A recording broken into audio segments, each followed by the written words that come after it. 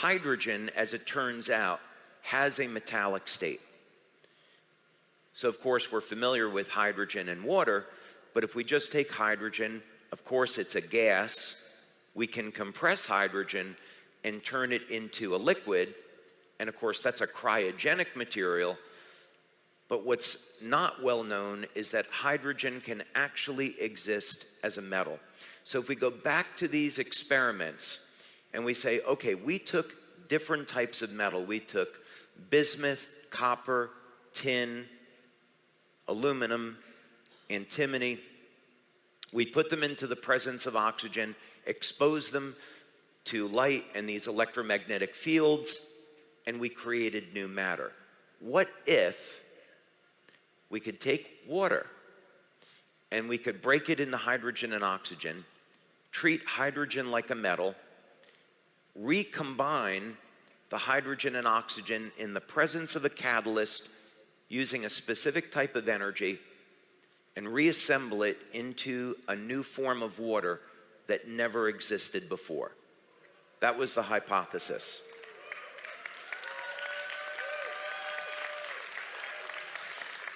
So if we could achieve this, what it would literally mean is that if we could do it, we could create a new type of water that had photons of light embedded into the bonds of the water, so that when you drank the water, it would release that light into the body. That was the goal here. And that's how we got from where we started to where we are now in this presentation. So I built this machine that was it was a great Tony Stark moment for me. It was maybe about 3 feet wide and about 9 feet long. And we started getting drops of water coming out of this thing. And it was incredible to see it for the first time. But it was so slow, it was so painful. But we did it. So everyone knows what ice looks like. Here's a beaker of distilled water where we freeze it. Now what we're going to do is we're going to take this new water and we're going to do the same thing. We're going to freeze it. So why do we want to freeze it? Well, it's a phase change. Another hypothesis here is that as water goes from being a liquid to a solid, in chemistry that's a phase change. So can we see whether or not the light in the water is going to be released when the water changes state? Because that would represent a change in the bond angle.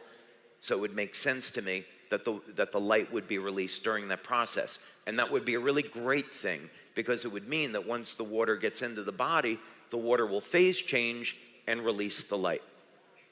So let's see what happens.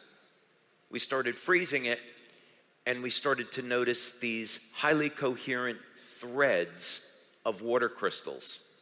So this was important because we know that if you were to have a structured water, the water is highly organized.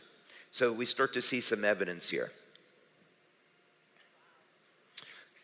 And sorry, I'd skipped ahead one. Okay, now we're good.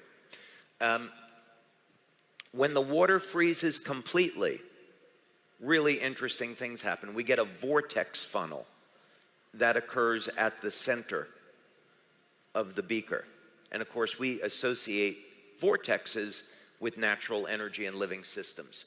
If you look at the beaker from underneath, again, you can see this implosion that occurs as the water crystals move towards the center as compared to the control.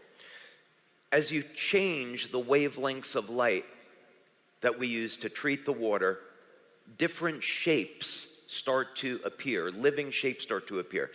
In some samples, they resemble an egg. And what do we think about eggs? Eggs are life.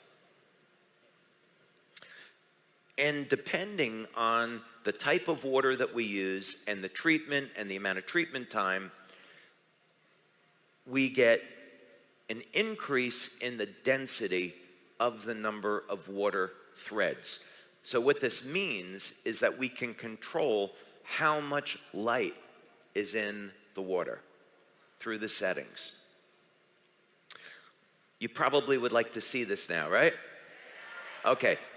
We're going to watch now a time-lapse video that we took. What we did in our lab was we took a freezer. Okay, we're going to play it, so just watch it.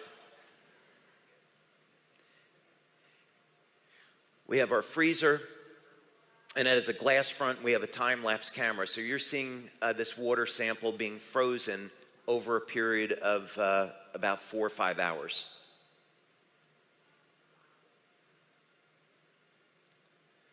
So normal ice on the left, and there's our nice vortex funnel and implosion of water on the right. Okay, what do you think?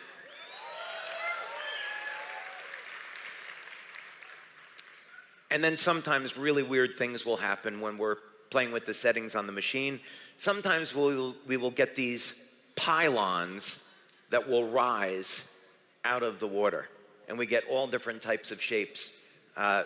My daughter Kelly, who's in our lab, this is her project. She's done a phenomenal job on these experiments, and she calls this a strawberry. So she's making strawberries out of ice in the lab. So now that we have created a new form of water, the question is, and by the way, this is patented already. This was a very quick patent for us. So we'll have just filed another 4 patents on this. We'll have over 20 patents on this technology by the time we're done.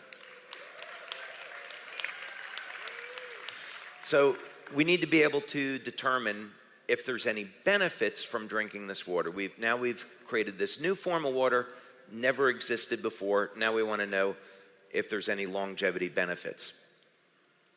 But what happened next, I think, was even more incredible. We had created this new water, never existed before. We did it from using a piece of equipment that has only been around since the 1950s, spectrophotometry. So prior to 1950s, there would have been no way to figure out what wavelengths of light lobsters were emitting, which was fundamental to this discovery.